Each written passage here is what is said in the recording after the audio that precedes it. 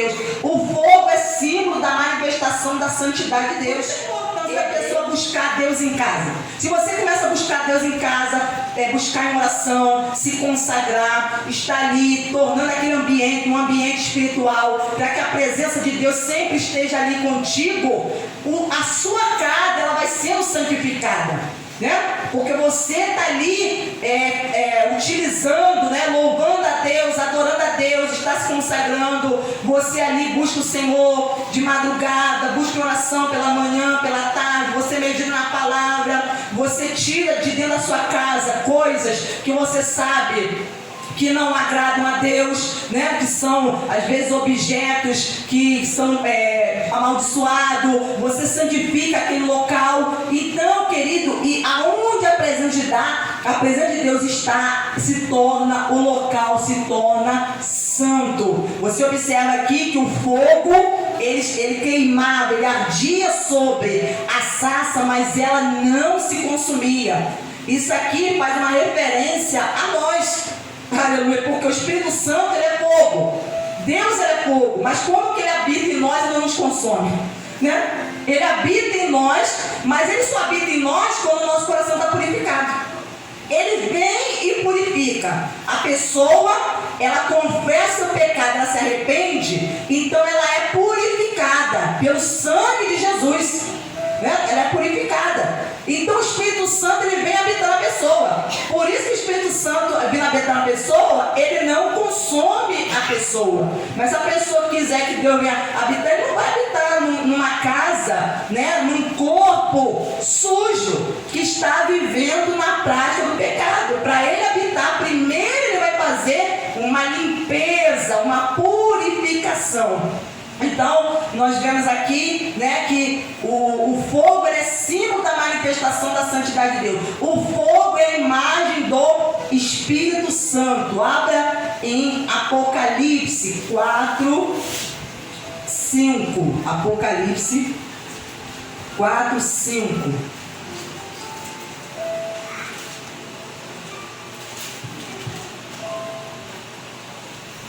O apóstolo João, ele teve uma visão, né? Ele foi arrebatado em espírito e ele teve visões de Deus e ele viu o trono de Deus e Deus estava ali, né? Assentado sobre o trono, e diz aqui no versículo 5: do trono saíam relâmpagos, vozes e trovões.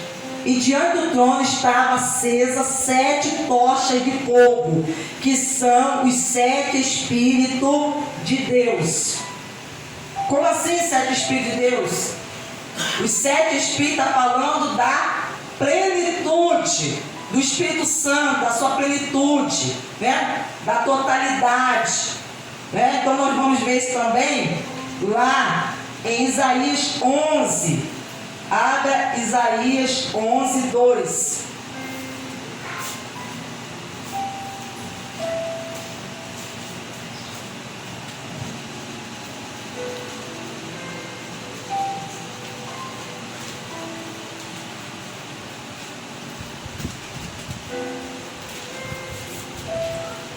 No versículo 1 diz assim: do tronco de Jessé sairá um rebento, e das suas raízes brotará um renovo. Isso aqui é uma profecia referindo-se a Jesus, né? Que do tronco, quer dizer, da descendência de Jessé. Jessé foi o pai de Davi, do rei Davi. Sairá um rebento, né? E a brotar, e das suas raízes brotará um renovo. Repousará sobre ele o Espírito do Senhor, o Espírito da sabedoria e de entendimento, o Espírito de conselho, o Espírito de fortaleza, o Espírito de conhecimento e de temor do Senhor. E ele terá o seu prazer no temor do Senhor. Não julgará segundo a aparência, nem decidirá pelo que ouvi dizer. Então nós vemos aqui, né? Aqui mostra essa plenitude do Espírito Santo que estava sobre Jesus. Quando o Espírito Santo veio sobre Jesus, estava nele a plenitude do Espírito. Espírito do Senhor, que é o Espírito de Deus do Senhor. O Espírito de entendimento.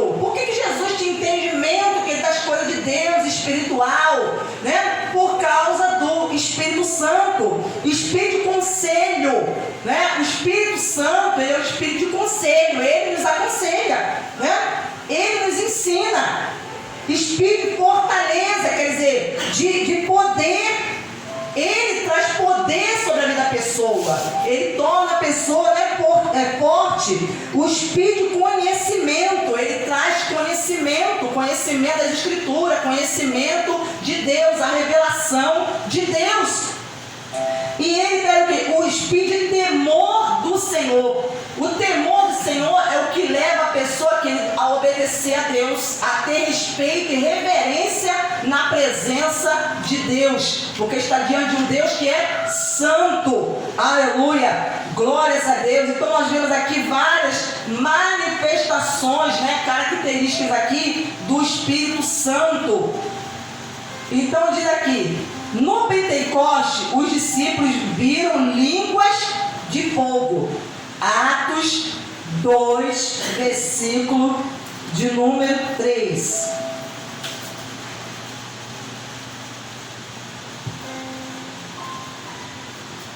No versículo 1 diz assim: ao cumprir-se o dia de Pentecostes, estavam todos reunidos no mesmo lugar. De repente veio do céu um som como de um vento impetuoso e encheu toda a casa onde estavam assentados. E apareceram distribuídas entre eles línguas como de fogo, as quais pousaram sobre cada um deles. As pessoas viram, as pessoas olhavam, querida, eles estavam ali numa oração tão fervorosa, intensa com Deus. Todos estavam ali no mesmo propósito, unidos, buscando o Espírito Santo, o cumprimento dessa promessa, essa promessa que Joel profetizou. E eles estavam ali tão intensos, fervorosos, ali buscando, até que o Espírito Santo veio, né? E as pessoas viram as línguas de fogo pousando sobre a cabeça das pessoas. E eles começaram então a falar em outras línguas, em outros idiomas. E havia muitas pessoas, estrangeiros, pessoas de diferentes países que estavam ali na festa do Pentecoste. E o que aconteceu? Aquelas pessoas de outros países estavam entendendo aquilo que aqueles discípulos, apóstolos, estavam falando, porque o Espírito Santo estava usando no idioma, de vários idiomas de pessoas que estavam ali presentes. Então as pessoas estavam entendendo a mensagem que o Espírito Santo estava dizendo a elas, e elas ficaram impressionadas, impactadas com aquilo que estava acontecendo. Aleluia, oh glória a Deus. E Deus pode fazer isso hoje, querido. Deus pode fazer isso hoje. Basta a pessoa crer, né? Basta a pessoa crer. Essa língua que nós recebemos, né, do batismo no Espírito Santo, não é uma língua de idiomas, né? É chamada de língua dos anjos. Não é língua de idioma, mas Deus pode usar a mim e você, que temos o Espírito Santo.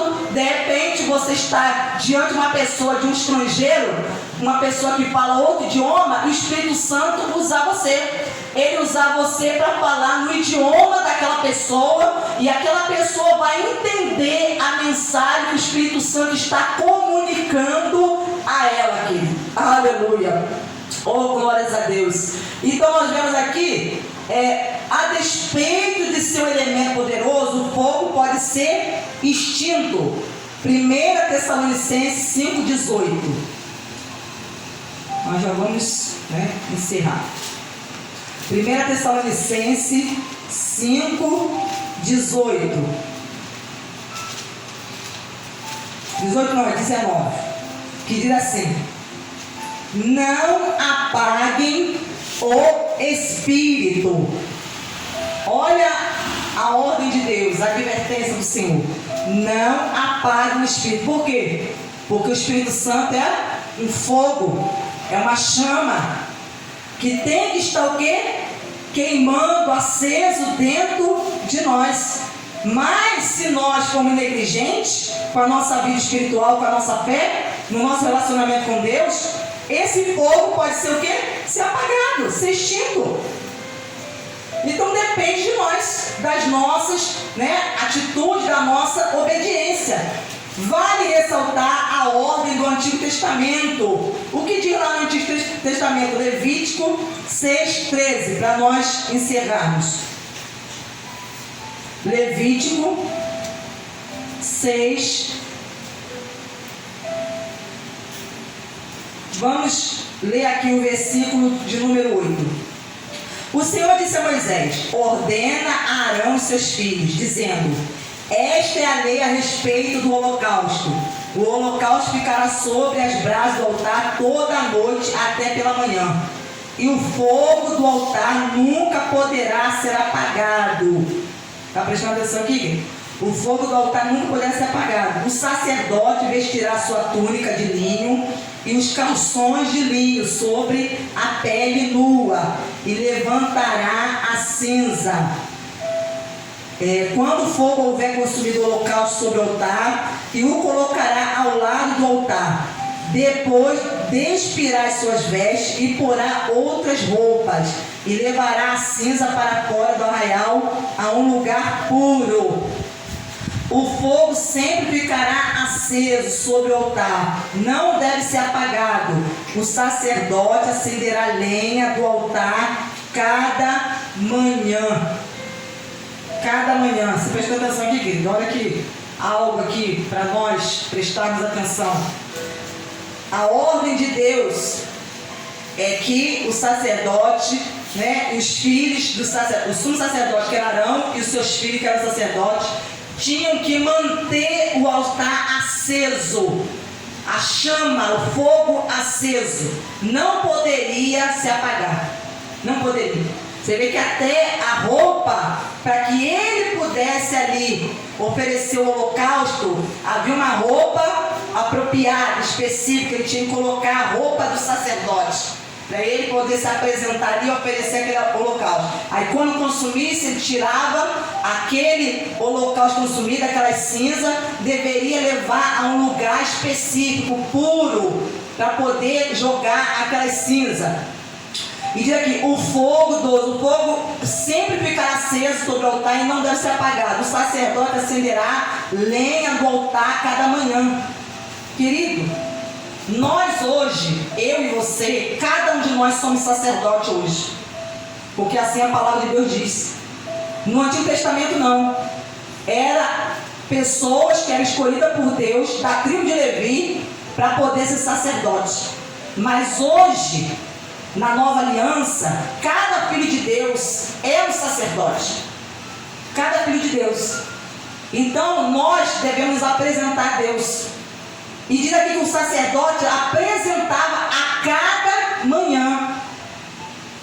Para que o fogo não se apagasse, a cada manhã ele tinha que ir lá, e colocar a lenha, o fogo, preparar tudo. Por que muitas pessoas estão se apagando hoje, querido? Se as pessoas, querido, ao acordar pela manhã, a pessoa passa a noite dormindo. Ao acordar pela manhã, a pessoa reservar um tempo com Deus, você nunca vai se apagar. Porque você vai começar já o seu dia na presença do Espírito Santo. Na presença do Espírito Santo. Sabe o que acontece, querido? A correria do dia a dia está roubando o tempo das pessoas de Deus. As pessoas passam a noite dormindo, aí as pessoas têm que trabalhar no outro dia. Elas às vezes já acordam em cima da hora, às vezes já acordam a trabalho, se arrumam apressado, porque tem que às vezes pegar ônibus, ou pega o seu carro, já sai correndo para pegar a sua condução, às vezes trabalham longe, enfrentam o trânsito, aquela agitação do dia a dia, os problemas do dia a dia. Aí o que acontece? Às vezes a pessoa não tem tempo de parar para poder, querido, estar na presença de Deus, orar a Deus, oferecer ali sacrifícios, holocaustos diante do Senhor. Não tem tempo. E o que acontece? Aí a pessoa começa a apagar. Quantas pessoas estão se apagando por isso? Porque se pela manhã a pessoa reservar, querido, não é muito tempo, mas se a pessoa, você sabe que você tem que acordar para ir trabalhar, eu tenho que pegar no meu trabalho 7 horas da manhã, querido, acorda 5 horas, bota o seu relógio para despertar. Então você sabe, da minha casa até o meu local de trabalho, eu faço meia hora, 40 minutos, 1 hora, então você vai calcular, então eu vou acordar um pouquinho antes, para mim poder, antes de sair de casa, eu falar com Deus, eu dobrar o meu joelho, eu oferecer a Deus o meu sacrifício diante dele pela manhã, eu passar um tempo com Deus, querido. Você pode ter certeza, se as pessoas, todas as pessoas fizessem isso, querido, o fogo não se apagaria. Isso é o que Deus está dizendo, o fogo sempre ficará aceso sobre o altar, não O sacerdote acenderá lenha no altar cada manhã, e sobre ele porá em ordem o holocausto, e sobre ele queimará a gordura das ofertas pacíficas. O fogo queimará continuamente sobre o altar, não deve ser apagado. Isso é uma ordem de Deus, que o fogo, o Espírito Santo, não deve ser apagado da nossa vida, irmão. Isso é responsabilidade minha e sua, de manter a presença, a chama do Espírito Santo acesa dentro de nós. Então, querido, se você tem negligenciado a sua comunhão com Deus, comece a mudar. Comece a mudar. Antes de sair para trabalhar, reserve, nem que seja 10 minutos, será 15, o tempo, mas você fale com Deus. Você fale com Deus, dobra o seu joelho, vai para um canto, fala com Deus. Se você tiver ali tempo até pegar a Bíblia e meditar ali numa palavra, num versículo, ou então vai dentro do ônibus meditando a palavra de Deus, querido. Você pode ter certeza que o seu fogo não vai se apagar, não. Você vai ser um filho de Deus, querido, aceso, de pé, incendiado, guiado por Deus. Deus vai te dar direção, Deus vai te dar força, vai te incendiar, vai te aquecer. Vai usar a sua vida. Vai usar a sua vida. Sabe por quê? Porque você está colocando ali a lenha, você está colocando ali, né, mantendo o fogo aceso. Então, em nome de Jesus, mantenha o Espírito Santo, esse fogo na presença de Deus, no seu coração. Não deixe ele se apagar. Amém? Vamos